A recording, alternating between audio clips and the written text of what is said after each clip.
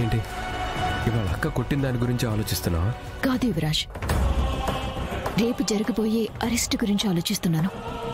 వదిన చెప్పినట్టు ఇంద్రాణి నిజంగా వదిన మీద పగ తీర్చుకోవటానికి నాతో బిజినెస్ స్టార్ట్ చేయించి ఇప్పుడు ఈ కేసులో ఇరికించాలని చూస్తుందేమో అని నాకు అనిపిస్తోంది.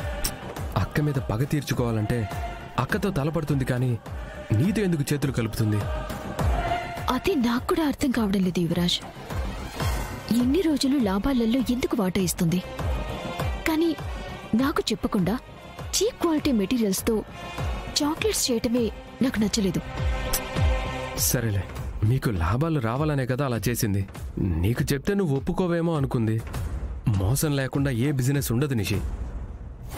నిషి ఎంతలా ఇంద్రాని చేతుల్లో మోసపోతుందో తనకు అర్థం కావట్లేదు కేదార్. మాటలతో చెప్తే వినలేదు.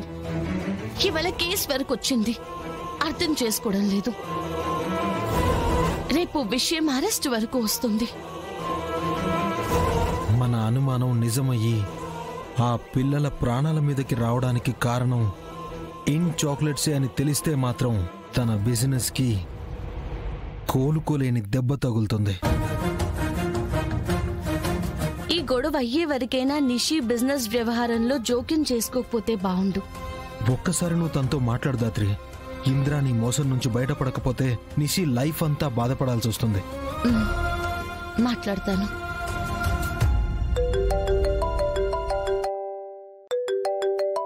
సాధు సార్,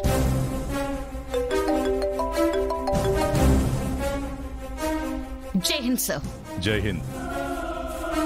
ఇప్పుడే రిపోర్ట్స్ వచ్చాయి. పిల్లలు తిన్న చాక్లెట్స్ వల్లనే వాళ్ళకి ఫుడ్ పాయిజన్ అయ్యి అంతేకాదు ఆ చాక్లెట్స్ లో యూజ్ చేసే ఇంగ్రీడియంట్స్ సేఫ్ కాదని రిపోర్ట్స్ వచ్చాయి. మీరు రేపు మార్నింగ్ ఆ ఫ్యాక్టరీ దగ్గరికి వెళ్ళి దాన్ని సీజ్ చేయండి. అక్కడ ఉన్న స్టాఫ్ ని, ఓనర్స్ ని అందరినీ ఎంక్వైరీకి తీసుకురండి. Okay sir. అలాగే చాక్లెట్స్ ని ఏ డీలర్స్ కి సప్లై చేస్తున్నారో కనుక్కొని వాటిని రిటర్న్ తెప్పిస్తాం. అలాగే మీడియా ద్వారా ఈ న్యూస్ ని పబ్లిక్ కి చేరేలా చేసి ఈ చాక్లెట్ తినడం ఎంత డేంజరో అవేర్నెస్ వచ్చేలా చేస్తాం. Good, go head. జై హింద్.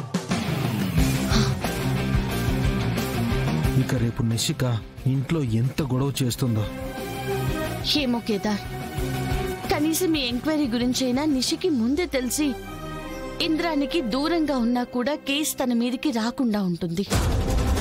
వాట్?